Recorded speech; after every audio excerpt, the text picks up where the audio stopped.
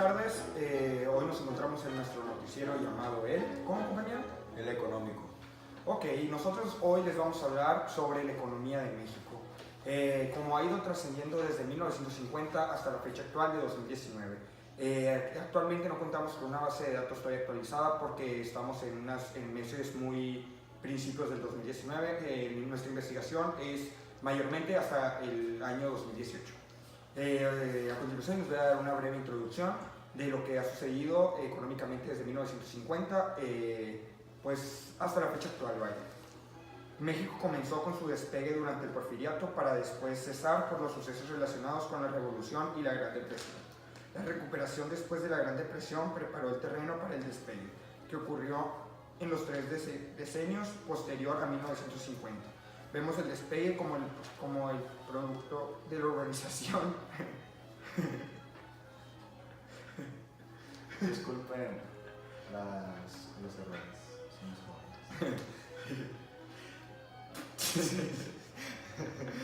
Somos jóvenes. Prosigo. Vemos el despegue como el producto de la urbanización y la industrialización y el aumento de la escolaridad. Pues como todos sabemos, el aumento de la escolaridad ha ido ascendiendo bastante. Sin embargo, antes no se usaba tanto, había mucho más analfabetismo, ¿no? Les voy a hablar de lo que ha sucedido económicamente en 1950 y 1970. La pobreza y la desigualdad. Se calcula que entre 1950 y 1967 la participación de los sueldos y los salarios en el PIB subió el 25% al 33%. Sin embargo, los precios constantes, después de corregir el efecto de los precios, la proporción se invierte y la relación desciende de 34 a 28%. Los salarios ascendieron, pero después fueron descendiendo. En el periodo de 1950 a 1970, que estamos estudiando la distribución de lo que se producía en el país, esto es la repetición del PIB entre los mexicanos en un año cualquiera, eran marcadamente desigualdad. En 1950, por ejemplo, el 20% más pobre de la familia recibió el 6.1% del ingreso. Esto es el 6.1% de lo que se produjo en México en bienes y servicios en este año. Para 1977, la posición de había sido el 20% empeorado. 1970 a 1981, los desequilibrios fiscales y el colapso de la situación de importaciones. Primera mitad de este periodo, 1970-1976, se le llamó el desarrollo compartido. Las metas de la política económica anunciaba en 1970 eran el crecimiento económico y la mejora de la distribución del ingreso. De acuerdo con el periodo conocido como el desarrollo estabilizador, 1958 a 1970 había sido el crecimiento, pero había un nuevo objetivo: reducir la desigualdad del ingreso. Entre 1970 y 1981, el principal instrumento de la política fue el gasto público. La tasa de crecimiento anual promedio de los medios de pago fue el 25.8% entre 1970 y 1982. La inflación era un promedio de 18.9% anual. Medida con el deflacionador del PIB real por persona en edad laboral, creció a una tasa promedio de 3.5% anual. Compañero. Ok. Yo les voy a hablar sobre el periodo, primeramente, de 1982 a 1995, que es conocido como la crisis y reforma. En 1982, la situación macroeconómica de México era difícil. El déficit del sector público era de 17.6% del PIB, mientras que el déficit de la cuenta corriente era de 4% del PIB. Entre 1981 y 1982, la inflación medida con el deflacionador del PIB fue de 61%. El PIB por persona en edad laboral cayó 3.2% entre 1981 y 1982 y 6% entre el 82 y el 83. El gobierno de Miguel de la Madrid respondió con la aplicación de un programa económico conocido como Programa Inmediato de Reordenación Económica, sus siglas pues PIRE, que se instrumentó entre diciembre de 1982 y mayo de 1986. Los objetivos del programa incluían la reducción del crecimiento del gasto público, la puesta en marcha de proyectos de infraestructura y el cumplimiento de los pagos de la deuda externa. En 1982 había 1.155 empresas paraestatales. En 1988 quedaban 618 de estas empresas. El proceso de privatización continuó durante 1988 y el 94.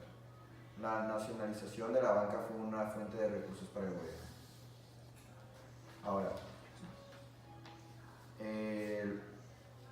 Ahora vamos a hablar sobre el periodo de 1995 hacia 2007. Recuperación y crecimiento lento. Bueno, dos características fundamentales de este periodo es que hubo un rápido crecimiento después de la crisis que comenzó en diciembre de 1994 y el hecho de que la economía creció en el promedio al mismo ritmo que en los Estados Unidos. Es decir, que el PIB real por persona en edad laboral creció a una tasa anual promedio de 1.7% en México. Y pues esa es la misma tasa que en los Estados Unidos. Ahora, de 2007 a 2010, la Gran Recesión. En el periodo de 2007 a 2009, la economía mexicana sufrió el efecto de la crisis financiera internacional. Hubo una caída en la actividad económica y pues esta caída económica fue mucho mayor en México que en los otros países de Latinoamérica. Una de las razones que explican una contracción mayor es que el sector manufacturero de México era altamente sincronizado con la economía de los Estados Unidos. El Banco Central bajó sus tasas de interés a fines de 2010. La economía mexicana había avanzado en la recuperación después de la crisis. Y pues ahora mi compañero Santiago va a continuar con esta historia económica. Bueno, yo les hablaré sobre el sexenio de Felipe Calderón Hinojosa, que duró de 2006 a 2012. Para 2006 se contaba con 46.5 millones de habitantes en México en pobreza patrimonial. Para 2012 esa cifra aumentó a 61.4 millones, a pesar de que el promedio de crecimiento económico supera el establecido en los últimos 12 años, principalmente debido al deterioro del mercado laboral. El crecimiento promedio anual del PIB durante este sexenio fue de apenas 1.66%, el más bajo en los últimos 24 años. Se reportó un crecimiento en el periodo de julio a septiembre de 2012 de 1.7% en las actividades primarias integradas por el sector agrícola, ganadero, forestal, pesca y caza. En las secundarias integradas por la minería, electricidad, agua y suministro de gas por ductos, construcción e industria manufacturera, se registró un aumento de 3.6% y por último 3.3% de aumento en las actividades terciarias. La tasa de inflación se mantuvo alrededor del 4% anual. Durante el sexenio de Calderón se estima un promedio de incremento de los precios solo del 4.3%. existiendo además reservas internacionales superiores a los 160.000 millones de dólares. Por otro lado, la deuda externa se aumentó en un 250%, pasando de ocupar el 3.1% del PIB en 2007 al 10.4% en 2011, uno de los más grandes endeudamientos de los últimos sexenios. Ahora prosigo a explicar el sexenio de Enrique Peña Nieto, que duró de 2012 a 2018. En este sexenio se jugó todo por la reforma energética, la cual fue nombrada como la madre de todas las reformas, teniendo por objeto impulsar el desarrollo nacional y terminar con la crisis que presentan dos entes realmente importantes en este país, como lo son Petróleos Mexicanos, Pemex, y la Comisión Federal de Electricidad, CFE. Sin embargo, en los primeros 3 años de este sexenio, esta reforma ha sido un fracaso rotundo. Ninguna de sus metas ha sido alcanzada. A mediados del 2015, la Coneval publicó los resultados obtenidos en su medición de la pobreza para 2012 a 2014. Si bien es verdad que algunos estados la pobreza disminuyó, en otros aumentó. En síntesis, la pobreza de 2012 a 2014 en términos generales aumentó, pasando del 45.5% al 46.2%. En porcentaje no es demasiada la diferencia, pero en cifras el número de personas en pobreza de 2012 a 2014 subió de 53.349.900 personas a 55.341.600. Casi 2 millones de personas aumentó.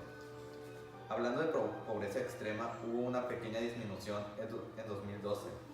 La población en pobreza extrema representaba el 9.8% y para 2014 era del 9.5%.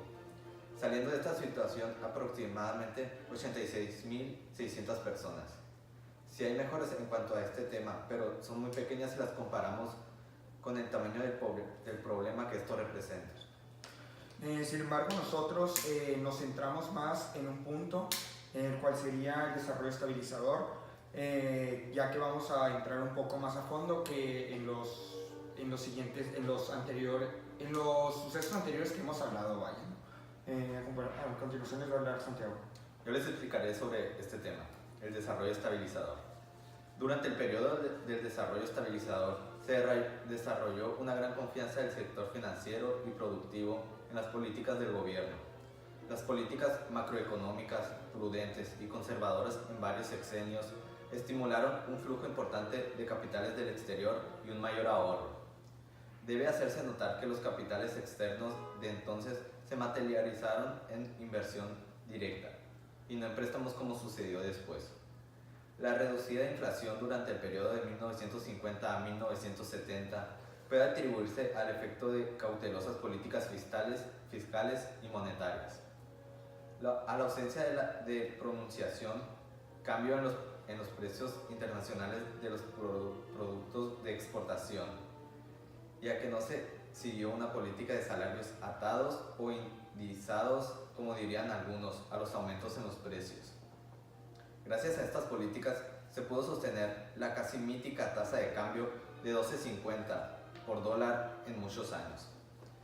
Una inspección somera de las variables macroeconómicas entre 1950 y 1970 mostraba que la economía mexicana funcionaba relativamente bien. El crecimiento del PIB fluctuaba entre el 3 y el 4% anual aproximadamente, mientras que la inflación lo hacía en alrededor de 3%. Este fue un periodo excepcional al que se le llamó desarrollo estabilizador. Pues como podemos ver, todo lo que ha pasado desde 1950 hasta la fecha actual, ha habido unos años en los que tenemos una muy buena economía, pero también años en los que tenemos bastante pobreza. Algo muy fuera de lugar que sería, pero por ejemplo en Hermosillo, si nos ponemos a fijar, hay mucha pobreza en ciertos alrededores, porque también tenemos varias zonas que están muy bien ubicadas, que están muy bien posicionadas, pero hoy en día lo que hay bastante son indigentes. Hay bastante gente con desempleo, gente analfabeta. Todo esto pues ha sido por desarrollo de la economía, ¿no? Sin embargo, ya que por lo que hay mucha gente analfabeta, pues es porque no se les siembran dichos valores para que sigan con la educación. Sin embargo, eso es lo que afecta más a nuestro país, vaya. Sin embargo, habiendo mucha gente analfabeta, pues hay mucha falta de ¿cómo sería la palabra correcta? Mucha falta de empleo. Mucha falta de empleo, y eso es lo que hace que haya mucha pobreza y pues que tengamos una economía muy baja. ¿Ustedes qué opinan? Yo opino que a pesar de la falta de estudios, el mexicano ha logrado sobresalir en muchos aspectos, ya sea en lo económico, ya que si podemos observar gente que ha sobresalido no suele tener muchos estudios, más bien tiene muchas ganas de salir adelante, pero también mucha gente se ha dado cuenta que sin estudios, sin una base, es más difícil. Entonces yo creo que los estudios es algo es primordialmente necesario para poder, pues, ¿cómo se podría decir? Para poder desarrollarse como un país primermundista. Sí, claro, compañero, te entiendo, pero hoy en día mucha gente piensa que todo les va a caer del cielo, claro. Y eso sí da risa, pero pónganse a pensar lo que sí. Es cierto, quizás si no tenemos bastante porcentaje de escolaridad en México, pero no necesariamente ocupas tener una base económica para tener estudios, claro que no, como lo dice mi compañero, pero también los mexicanos muchas veces piensan que todo les va a caer del cielo y pues claramente que no es así. Pues nosotros concluimos con esto, quizás sí es cierto, nos salimos un poco fuera del tema que habíamos estado hablando, pero es nuestro punto de vista y pues esperamos que les haya quedado muy claro lo que ha pasado desde 1950 hasta la fecha actual. Espero y les haya gustado nuestro noticiero, el cual es El económico. Nos vemos en el siguiente programa. Muchas Muchas gracias. gracias.